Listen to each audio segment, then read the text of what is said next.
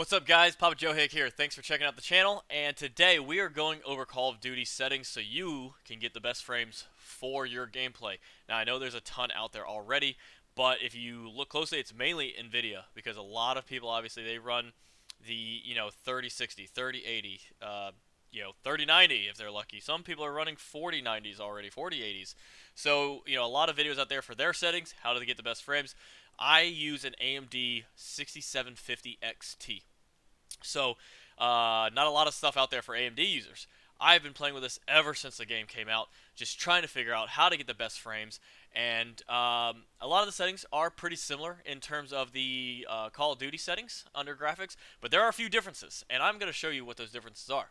So first, what we are going to do is we're going to go into AMD Adrenaline, which is basically how we fine-tune AMD cards, correct? So, big thing first, make sure you go under the Performance tab, go to Tuning, make sure Smart Access Memory is turned on. You have to do this through your BIOS for the most part because you have to enable um, uh, I'm having a really hard time remembering what that's called. Resize bar. You have to enable the resize bar in your BIOS if you do not have it set up. If this is grayed out or saying it's not accessible, then you just need to update your BIOS possibly, or just go to your BIOS and turn on the resize bar. If you have any questions on how to do that, please post comments down below, and I can certainly make a quick video on how to do that. Super, super simple. But once we do that, then we go to our game. Alright, so we have COD right here. And pretty much it's all pretty standard. I have most of these settings the same for most of my games, except for a few differences depending on the type of game it is. But, we have this disabled, disabled, disabled, enabled with 80.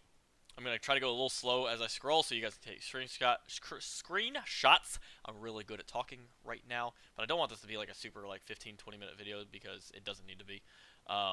You guys just have to try it out, see if it works best for you, and we go from there. So use application settings, disabled, multi-sampling, disabled. The maximum tessellation level. So this was originally set on 16 or 32, I believe. I've tried a whole bunch of different ones. I've looked it up a whole bunch of different ways. I don't know exactly what it is. I know it has something to do with the I think it's the fine lines or whatnot. Well, let's see. Yeah, so polygons produced during the tessellation of objects. So, how clear they are. Obviously, the higher you go, it may look a lot better, but your frames may suffer a little bit because your GPU is working harder. So I found 6 is the most consistent in terms of not jumping and being sporadic. Color-wise, this is kind of up to you, personal preference. I like how mine looks these days. If you look at my videos that I've put, you've seen really bad washed-out looking ones to kind of darker, more whatever. This is kind of a good medium. So I've played on 9,000, 15, 0, 180, 140. All right.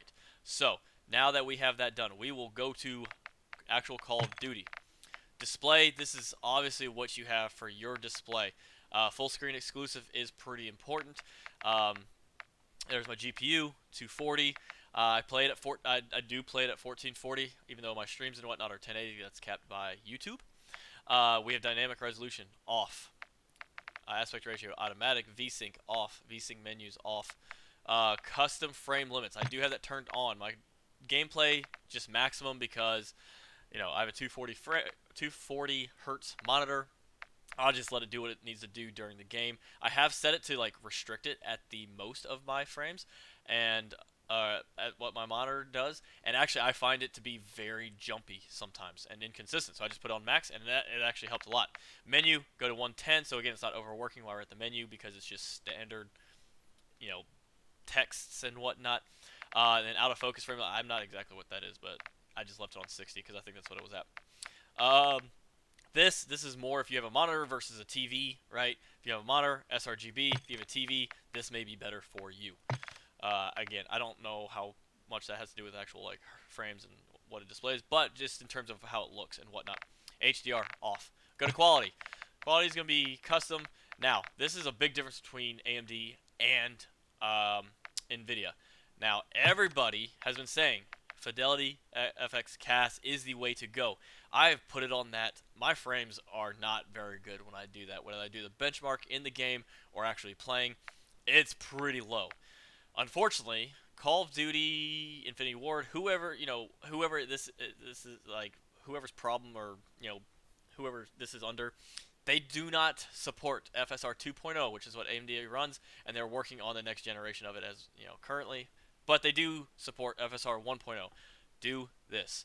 You can do fidelity cast, but you will not get as many frames, and I just don't like the look of it. I think it's very kind of glitchy, and you get a few more. It just looks weird to me. All right, so when we do that, I have it on bounce because, again, I want it to look pretty decent, but I want frames. If you want way better looks, like if we're playing campaign or whatnot, you can go to quality, ultra quality, whatever you want to do. If you really don't care about the looks and you just want the most frames possible, performance will get you a lot. With this 6750, I've done performance and bounce. I like the look of bounce, but frames-wise with performance, I was getting well over 200 pretty consistently. Even in Warzone, I was getting closer to like 160, but it looked like crap when you were looking far away, rendering, all that stuff. So balance puts me at a pretty good spot there. Filmic SMA T2X. We got normal 90, normal, normal, low, low, short, high, low, on, high. Tessellation is off. Let's go down so you guys can take a quick screenshot of this now. Next, here we are here. Go down even more. Spot shadow quality, like you can turn those up, and they don't have a huge effect on frames, but they do have a little of effect. But if you really like your guns to look really, really, really nice and without any type of like weirdness to them, turn them up higher. If you put it on, which one was it? I think it's particle lighting and maybe particle lighting. One of these, if you like do it like super low, you look like your gold guns look like a block of cheese. If you put it at least high, it at least has some sheen to it. It looks pretty good. And then all of these, obviously, we're going to turn all this stuff off because it just does nothing for you in terms of, except for make you dizzy and sick. So go to view. This is a lot of personal preference. I'm still playing with field of view. 105 is good for me. I can go up to 120. It just gets like being old. I don't have the dexterity that I used to in my thumbs and whatnot. And so when you turn it way up, obviously between sensitivity and everything else, I'm just not as accurate. So I like 105. Weapon field of view, I do wide.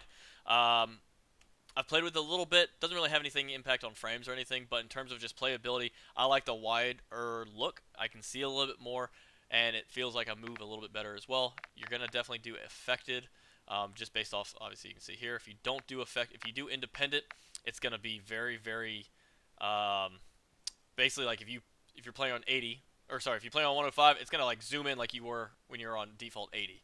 And it just doesn't look good. Doesn't feel good. Camera movement, least, third person, game perspective. Okay? So, if you guys like this and you feel like it does help, feel free to drop a like, maybe a follow. I'm going to try to do a lot more videos kind of like this. And, try it out. See if you like it. If you do not and you find better settings, let me know in the comments below. And then maybe I can do a little bit better too. For now, we're going to do benchmark. Now, remember, I am recording. Got my streaming software up, so it's not going to be as high as, say, if I had it turned all the way off, but it still does pretty darn good. Thank you guys for watching. Feel free to watch this if you want to. If you do not, and you don't really need to see this, and you just want to do it for yourself, by all means, thank you for watching the video. And remember, find your positive, look for a reason to smile, and we will catch you next time. Thanks, guys.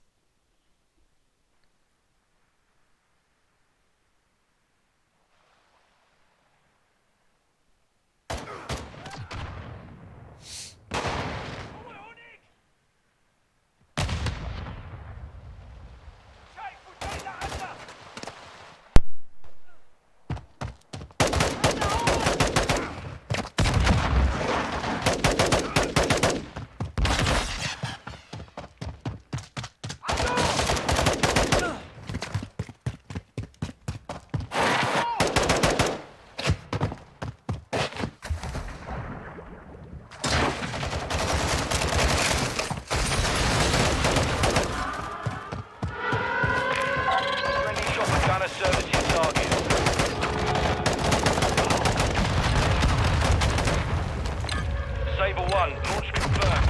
MTB is inbound.